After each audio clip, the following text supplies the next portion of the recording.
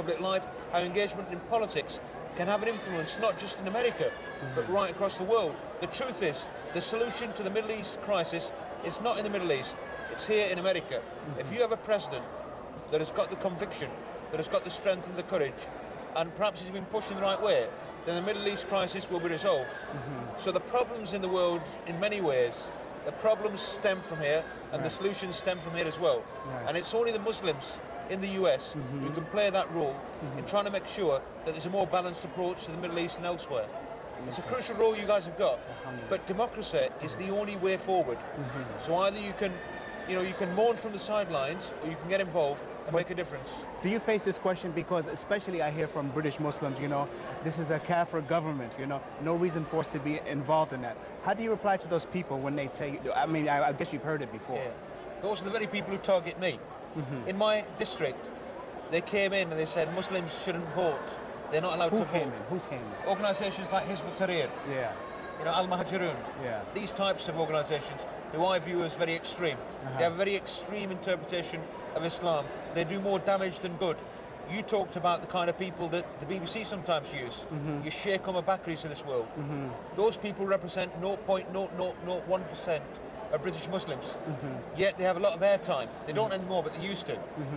And so for non-Muslims who have never met Muslims, who perhaps will never meet Muslims, they define Muslims in terms of what they see on TV.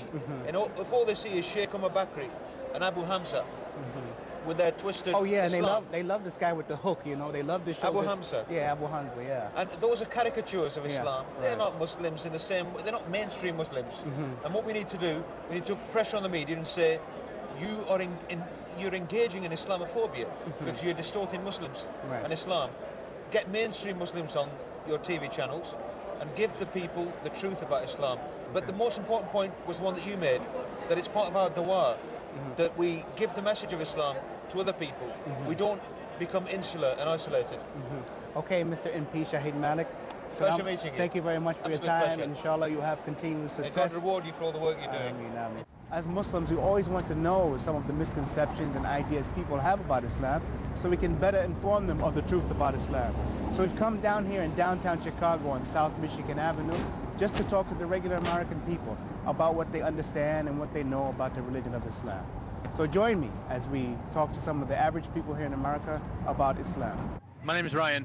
Okay, my name is Umar Nasser, and we're doing a program about Islam in America. Okay. And I want you to tell me honestly, the first things which come to your mind when you hear the words Islam and Muslim.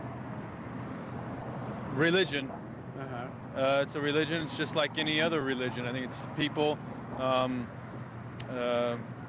don't know. Nothing else really comes to mind. Okay. Do you think that if you, what you say about Islam and know about Islam, you think that the media either gives a negative or positive view of Islam?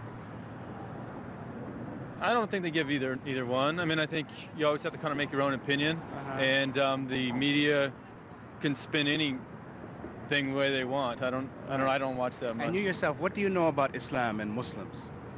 At the heart of it, I know that Muslims are people just like us. I've been to Turkey several times and actually know several Muslim people, and they're just normal people. Right. And you think it's wrong maybe to stereotype all Muslims as being terrorists or extremists? Absolutely, that's wrong. And you think that's done a lot these days? I think so, probably. I don't know how a lot, but I mean, you'd have to define a lot, but I'm sure that happens, yeah. Right. Okay, well, thank you very much. I appreciate your time. Thank you. Abdul-Rashid Salam. Abdul-Rashid Salam. Salaam alaikum. Wa alaikum salam wa rahmatullahi wa barakatuh. Yeah, we're downtown here today, and we're talking to people about their understandings about Islam. Now, you being an American Muslim, what do you think are some of the misconceptions that people who are not Muslim have about Muslims and Islam? Well, there's a lot of misconceptions about what Islam is. Islam is a religion of peace. And that's what Islam means, a religion of peace. And one of the misconceptions is that Islam is violent. There's no violence in Islam. Islam is not out to hurt other people, innocent people, people who are just trying to live.